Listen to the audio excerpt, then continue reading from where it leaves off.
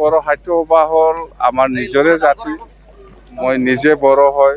বড়ো সাহিত্য সভাৰ আজি এই অধিৱেশনত আহি পাই মই খুব ভাল লাগিছে আৰু যিটো পৰিৱেশ দেখিছে খুব ভাল।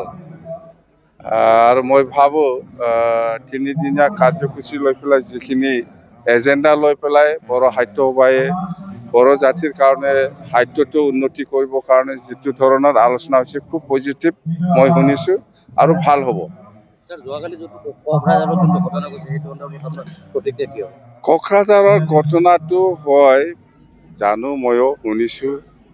আৰু যেনেকুৱা ৰিয়েকশ্যন বা যেনেকুৱা যি ধৰণৰ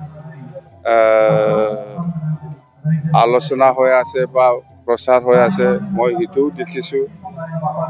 মই জানো চব জাতিৰ মাজত চবে সমান নাথাকে।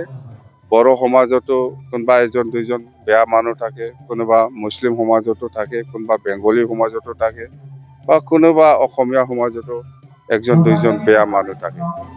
তো বেয়া মানুহ ধৰি পেলাই শাস্তি বা প্ৰয়োজনীয়ভাৱে একশ্যন লোৱাটো ভাল, এইটো প্ৰশাসনৰ দায়িত্ব। কিন্তু এজন দুইজনৰ কাৰণে গোটেই জাতিটো যে বদনাম হ'ব লাগে বা বদনাম দিব লাগে এইটো নহয়। হয়, আমাৰ বড়ো সমাজতো কোনোবা এজন দুইজন বেয়া মানুহ থাকে, মুছলিম সমাজতো আছে, বেংগলী সমাজতো আছে। এজন দুইজনৰ কাৰণে কোনোবা মুছলিমে কিবা একটা কাম কৰিছে বুলি গোটেই মুছলিম সমাজক দোষ দিয়াটো এইটো ঠিক নহয়। যোনে দোষী, যোনে কালপিত ইয়াক ধৰি পেলাই মানে উচিত শাস্তি দিয়াটো প্ৰশাসনৰ কাম, প্ৰশাসনে কৰিব এইটো।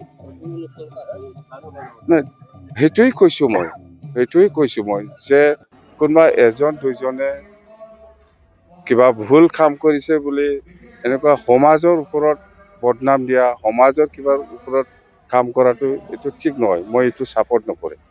আমাৰ বড়ো সমাজতো আছে এজন দুইজন বেয়া মানুহ। এই এজন দুইজন মানুহে বেয়া কাম কৰিছে বুলি গোটেই বড়ো সমাজক বদনাম দিব বিচৰাটো এইটো ঠিক নহয়। এইটো আমাৰ কাৰণে ভাল নহয়।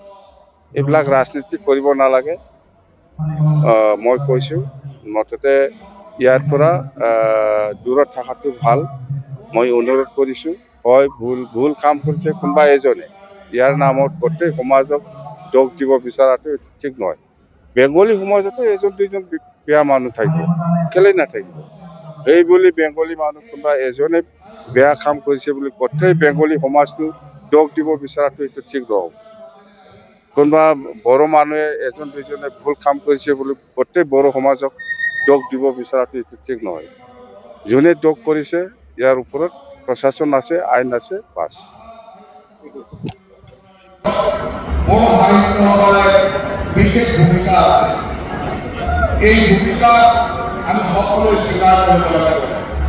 1952 চনৰ পৰাই এক আৱহমান দৃষ্টিৰে সুন্দৰভাৱে এই ভূমিকা পালন কৰি বড়ো সাহিত্য সভাই এই প্ৰশস্তিত অধিৱেশনখন 20 দিন অনুষ্ঠিত কৰিছে। আৰু ময়ো ইয়ালৈ আহি আপোনালোক সকলোকে এনেকৈ লগ পাই অত্যন্ত আনন্দ অনুভৱ কৰিছোঁ আৰু আশা ৰাখিছোঁ যে আগন্তুক দিনত বড়ো সাহিত্য সভাই নিজৰ লক্ষ্যত স্থিৰ হৈ সুন্দৰভাৱে সাহিত্য সংস্কৃতিৰ জগতখনত একনিষ্ঠভাৱে কাম কৰি যাওক। আৰু আমাৰ চৰকাৰেও যেতিয়াই যি ধৰণৰ সহায় সহযোগিতাৰ প্ৰয়োজন হ'ব এই সাহিত্য সভাৰ লগত বা বড়ো জনগোষ্ঠীৰ প্ৰতিটো জনগোষ্ঠীয়